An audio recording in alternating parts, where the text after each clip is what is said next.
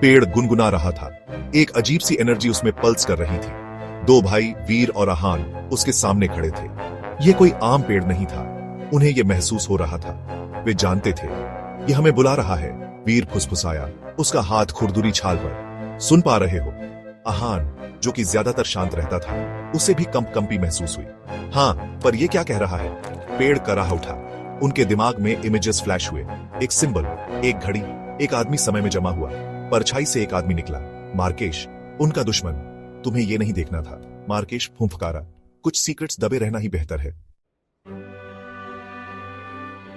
डर गुस्से में बदल गया। मार्केश वापस आ गया था और वो पहले से ज्यादा पावरफुल था। अब यह खत्म होगा, वीर गुर्राया। पेड़ की एनर्जी उसमें सर्ज हुई। उसे फ्यूचर की ग्लिम्सेस दिखी, पॉसिबल आउटकम्स के फ्लैशेस। फोरसाइट। आहान ने एक अलग पावर महसूस की। वो दिमाग में जा सकता था, यादें बदल सकता था। मार्केश को पता भी नहीं चलेगा कि क्या हुआ, पर मार्केश बस हंसा।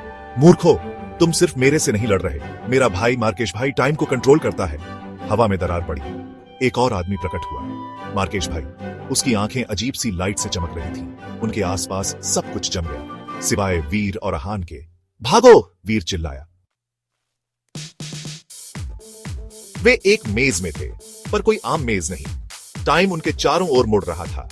हर टर्न एक अलग एरा में ले जा रहा था। डायनासोर्स दहाड़ रहे थे। पुराने वॉरियर्स लड़ रहे थे। उनकी दोस्त माया अचानक प्रकट हुई, टेम्पोरल कैओस से खींची हुई। क्या हो रहा है? वो चिल्लाई। समझाने का टाइम नहीं है, आहान चिल्लाया। उसने उसे आगे धकेला। मार्केश भाई से एनर्जी का एक वेव पल्स हुआ। माया गायब हो गई। वो फंस गई है, वीर ने उदास होकर कहा। उसने उसे देखा। एक टाइम लूप में फंसी हुई एक ही मोमेंट को बार बार जी रही थी। उन्हें मार्केश भाई को हराना था, अपनी दोस्त को बचाने के लिए, खुद को बचाने के लिए। पीछा उन्हें एक विशाल बैटलफील्ड तक ले गया।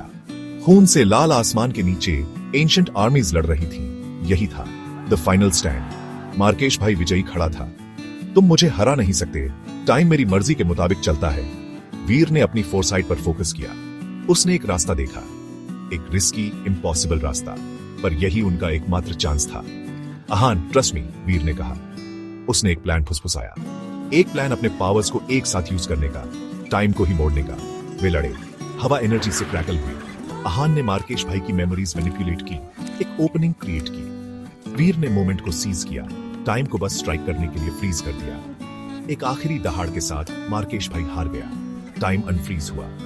माया वापस आई, डेज्ड पर अनहार्म्ड। दोनों भाई सीधे खड़े थे। जादुई दुनिया अब अलग महसूस हो रही थी, स्ट्रॉन्गर। उन्होंने अपने फियर्स का सामना किया था और वे जीत गए थे। एक नया चैप्टर शुरू हो गया था, वीर और आहान का उदय।